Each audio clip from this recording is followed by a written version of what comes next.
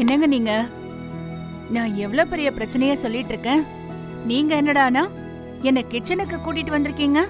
என் பொண்டாட்டியோட பிரச்சனை என்னன்னு எனக்கு தெரியாமையா இருக்கும்? என்ன தெரியும்? என் பொண்டாட்டிக்கு பசி வந்தா அவ அவளா இருக்க மாட்டான்னு தெரியும். நான் எப்போங்க அப்படி சொன்னேன்?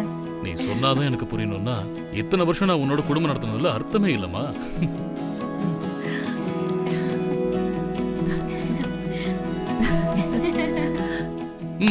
ஓகே, வெயிட் பண்ணு.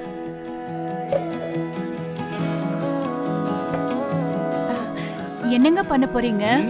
கரண்ட் வர்றதுக்குள்ள என்னோட காதல் அப்படியே கொட்டி உனக்கு பிடிச்ச ஒண்ணு சமைச்சு தரப்போறேன்.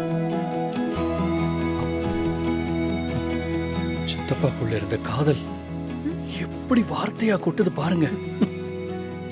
என்ன சேமியா கேசரியா? எப்படி உனக்கு எப்படி தெரியும்? அதானே மாமா என்ன சமைக்க போறாருன்னு அத்தைக்கு எப்படி தெரிஞ்சது? இருங்க இருங்க, அதுக்கு சித்தி என்ன சொல்றாங்கன்னு பாப்போம். பொண்டாட்டிய பத்தி நீங்க தெரிஞ்சு வச்சிருக்கும் போது என் புருஷனோட மனசுல என்ன இருக்குன்னு எனக்கு புரியாதா? அப்பாவை பத்தி அம்மாவும் அம்மாவை பத்தி அப்பாவும் எவ்வளவு தெரிஞ்சு வச்சிருக்காங்கல்ல. ஐயோ என் செல்ல குட்டி.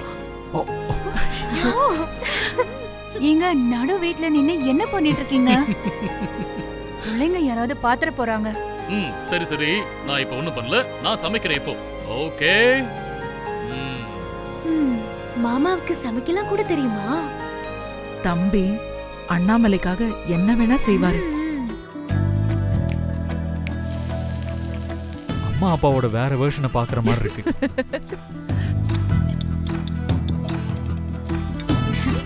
ரெண்டு பேரும் செம்ம கியூட்டா இருக்காங்க.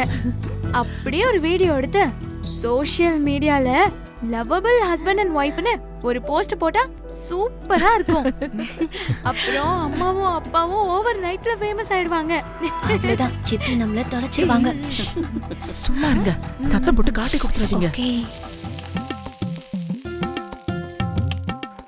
சித்தப்பா சித்தி கூட இருந்த இந்த மாதிரி சின்ன சின்ன மொமெண்ட்ஸை ரொம்ப மிஸ் பண்ணியிருக்காரு. நாமளும் இதெல்லாம் மிஸ் பண்ணக்கூடாதுன்னு ஃபீல் பண்றாரு. சொல்லிட்டா மட்டும் அப்படியே உங்களுக்கு என்ன புரிஞ்சிடவா போகுது? இன்னும் எத்தனை நாளைக்கு தான் இப்படியே வேடிக்கை மட்டும் பார்க்க போறோமோ?